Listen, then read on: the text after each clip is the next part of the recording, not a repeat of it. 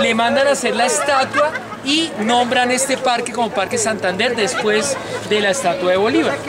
La estatua que estamos viendo es de un italiano llamado Pietro Costa. Como pueden ver, en esa época los grandes monumentos se mandaban a hacer a Europa, en este caso específico a Italia. Más adelante vendría la escuela francesa, que vamos a ver más adelante, que nos muestra también a un Santander muy heroico, ¿no? Fíjense que tiene muchas similitudes con la estatua de Bolívar, vamos a verlas. Obviamente también tiene su traje militar, que nos recuerda que es un alto oficial. Fíjense que a diferencia de Bolívar, no entramos al patio Mosquera. A diferencia de Bolívar, este señor tiene la banda presidencial, ¿sí la ven? En la mano derecha, a diferencia de Bolívar, tiene la ley, la Constitución. Recordemos que Santander es llamado el hombre de las leyes, porque fue el segundo con Bolívar, mientras Bolívar hacía la parte bélica de la independencia, pues Santander como vicepresidente se dedicó a hacer las leyes de la Gran Colombia. Y en su mano izquierda pues empuña obviamente su espada. También tiene botas altas y es el vestido militar por excelencia, pero está arropado por una toga romana, igual que Bolívar. Obviamente pues la fisionomía sí es la que conocemos todos de Francisco de Paula Santander. Junto con la estatua también vinieron modificaciones. No sé si son adeptos a ir al Museo Nacional, pero este pedestal no es el original de Santander. En la primera época de la estatua, hasta 1957, tuvo relieves en mármol muy bonitos, que actualmente y por fortuna se encuentran en el Museo Nacional de Colombia. La próxima vez que ustedes vayan y antes de ascender la escalera, miren debajo del descanso de la escalera, van a encontrar las placas que adornaban el pedestal original de Santander. Esta, al igual que la Plaza de Bolívar, también ha tenido modificaciones. Inicialmente, antes de que llegara la estatua, esta era conocida como la Plaza de las Hierbas, la Plaza de San Francisco por la cercanía con la iglesia obviamente, la Plaza de las Hierbas. Este fue mercado hasta que entró en vigencia la actual Plaza Mayor, la Plaza de Bolívar nuestra. Y ya después de que es el Parque Santander, va a tener una reja, va a ser un parque al estilo inglés, como también lo tuvo Bolívar. Y esta plazoleta dura actual es de 1957. Obviamente pues estamos también en una de las plazas más importantes de la ciudad, junto con la de Bolívar.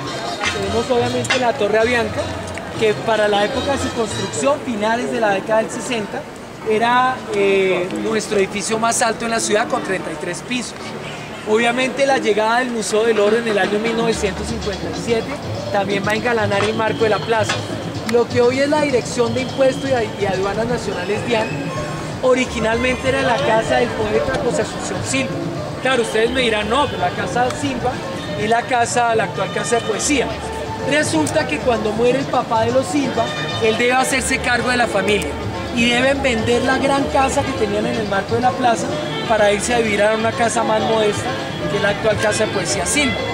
Del otro lado tenemos el famoso Jockey Club, sobra decirlo, es un sitio reservado para la élite y la política colombiana, pero en ese sitio estaba la casa matrimonial de Nariño. De ese sitio lo sacaron arrestado después de que publicó los derechos del hombre y del ciudadano. Y finalmente, si estuviéramos aquí hace 60 años, podríamos entrar al hotel más grande que tenía Bogotá en la época. Se llamaba el Hotel Granada. El Hotel Granada subsistió al Bogotazo del 48, pero fue demolido en 1953 para dar paso a la sede del Banco de la República como lo conocemos hoy. Desde la época de la colonia ha sido muy importante. Mientras, digamos, la élite española se asentó en el Parque Santander y en la Plaza de Bolívar, la Plaza Mayor de la época, pues, digamos, el resto de los españoles que venían a buscar fortuna, artesanos y otro tipo de profesiones, se instalaron en esta plaza, la Plaza de las Nieves. ¿Por qué se le llama Las Nieves? Resulta que para los santafereños de esa primera época de la colonia, creían que nuestro Monserrate era un volcán inactivo. Todavía muchos de nuestros abuelos lo creen. Así que imagínense una Bogotá fría, nublada, pues ellos le decían cariñosamente a Monserrate las nieves. Así que por eso esta plaza, como pueden ver visualmente, engalana Monserrate, pues obviamente recibió ese nombre desde esa época. Ya en épocas posteriores pues se hace una iglesia que no es esta, la iglesia colonial era otra, pero en Bogotá ocurre un terremoto en 1917.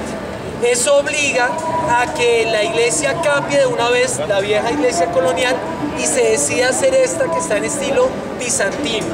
Este era el estilo de iglesias que se maneja o que es muy propio del Mediterráneo europeo. Como les contaba ahora informalmente, la fachada no invita, pero realmente el interior de la iglesia vale la pena conocerlo porque es muy interesante. Y a la par de eso, a finales del siglo XIX van a instalar aquí una pila pública.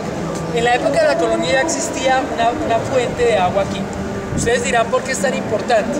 Resulta que bueno, ahora tenemos suministro de acueducto, pero en la época de la colonia y prácticamente hasta el siglo XX, Bogotá no tuvo otra forma de suministro. La idea era ir directamente a las fuentes de las aguas o, a las quebradas, a los ríos, o encontrar las pilas públicas que había dispuesto desde la época de la colonia. Así que aquí estaba la Fuente de las Nieves, que después fue reemplazada por otra muy parecida a la que hay ahora en Las Cruces. Es decir, un gran ave que corona la fuente. Aquí había una de esas, pero más pequeña. En 1910, con ocasión del centenario de la independencia de nuestro país, la ciudad también se engalana con ciertas cosas. Ahora vamos a ir precisamente al Parque de la Independencia. Pues bien, esta estatua es de esa época, de 1910. Sin embargo, a diferencia de su primo Camilo Torres, que ya vimos, esta es la original. Después de esta se van a hacer otras más en la ciudad de Popayán y en la ciudad de Manizales, pero tienen diferencias. Si algún día les pique la curiosidad y lo buscan por Google, van a ver que la de Popayán y la de Manizales tienen un rifle. El rifle de la de Popayán está en otra posición y el de Manizales está aquí atravesado. Sin embargo, pues esta sigue siendo todavía la estatua original. A diferencia de las dos que ya vimos, de Bolívar y Santander, esta es francesa. La hizo un señor, está por acá, de apellido Berlet, Raúl Carlos Berlet, un escultor que tiene muchas obras aquí en Bogotá y en Colombia. Y aquí vemos a un Sabio Caldas pensante. Miren la de su posición, tiene una pluma, no sé si alcanzan a ver, en su mano derecha. En su mano izquierda tiene varias publicaciones, hojas, que nos recuerdan que obviamente también fue un académico. El Mapamundi, recordemos que él fue el primer director del Observatorio Astronómico en la época de Mundis. Bueno, también tiene botas altas, aunque no era militar. Sin embargo, los ingenieros militares sí lo consideran el primer ingeniero militar de la historia colombiana, porque él, después de la Patria Boba, se va a ir al estado de Antioquia y va a ayudar a Juan del Corral a fabricar armas y pertrechos para la guerra que se avecina. Así que esta estatua estaba aquí, claro, ha tenido modificaciones. Este no es el pedestal original, incluso parece que hay algún error en la fecha de su natalicio, pero al igual que su primo Camilo Torres, fue fusilado en la Plaza Mayor el 27 de octubre de 1816. Muy bien, señores.